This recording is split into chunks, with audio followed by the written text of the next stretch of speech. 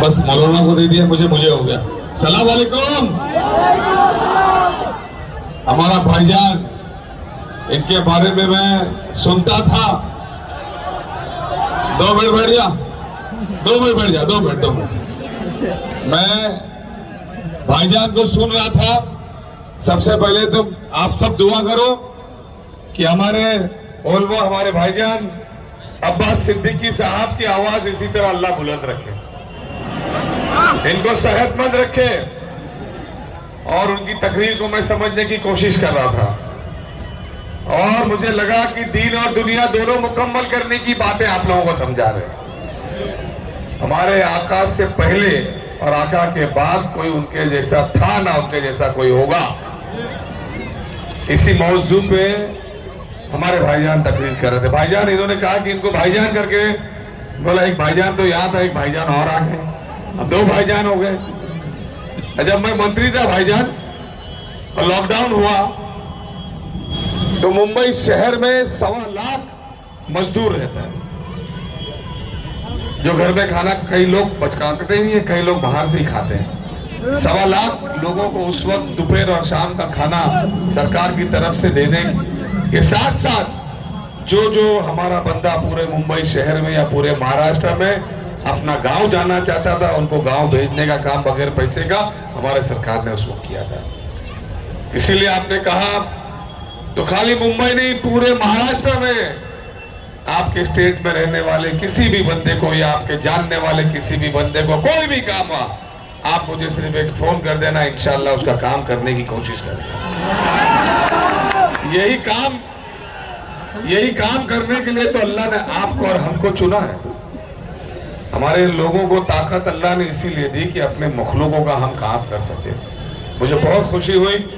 मैं हमारे जो आज इंतजामिया अब्दुल सत्तार मंडल साहब, हफीज गुलाम जी, सरफुद्दीन सरदार, मुस्तकीम मिस्त्री, मौजूद इस्लाम, अजीजुल मिर्जा, हमारे खजांची नसरुद्दीन मुल्ला और सभी कमेटी के लोगों को बहुत बहुत मुबारकबाद देता हूँ।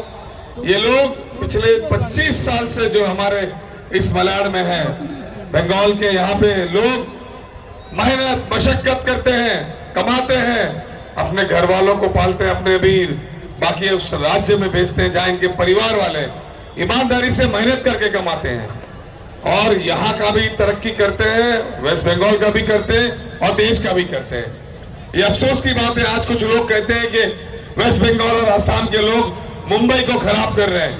मैं उनको बताना चाहता हूँ, वेस्ट बंगाल और आसाम के लोग हो चाहे उत्तर प्रदेश के लोग हो, ये सब मुंबई में मेहनत करते हैं, मुंबई को भी आबाद करते हैं और देश को भी आबाद करते हैं। ये उनको समझने की जरूरत है। और आप लोग बिल्कुल, हम लोग तो हुजूर सल्लल्लाहु अलैहि वसल्लम के मानने वाले हैं, ऐसे लोगों की धमकियों से डरेंगे क्या? हम तो मरने एक बार आए, जिंदा भी एक ही बार रहने वाले हैं, यही हमारा ईमान है। इंशाल्लाह हमारा खात्मा जो है वो हमारे इस्लाम पे हो। हम जब जाएं तो किसी का कोई कर्जा लेके ना जाए, हम जब जाएं तो किसी ना किसी की मदद करते हुए जाए, और हम जब जाएं तो इस देश के लिए अपनी जान भी देनी पड़ी तो देते हुए जाए।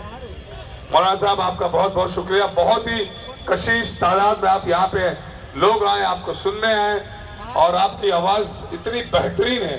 आपने जो सलाम पढ़ा, मेरे ख्याल से एक एक के रोहटे जो है वो खड़े कर दिए।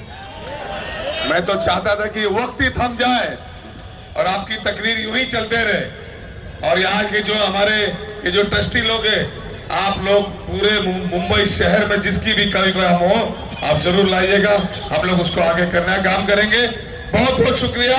अब मैं जाने से पहले चाहूंगा कि मौलाना जो है सही तरीके से दुआ कंप्लीट करे और हमारे लिए भी दुआ करे, और हमारे साथ यहाँ जितने लोग बैठे जो इनके हक में हो, अल्लाह वो फैसला करे। बहुत बहुत शुक्रिया।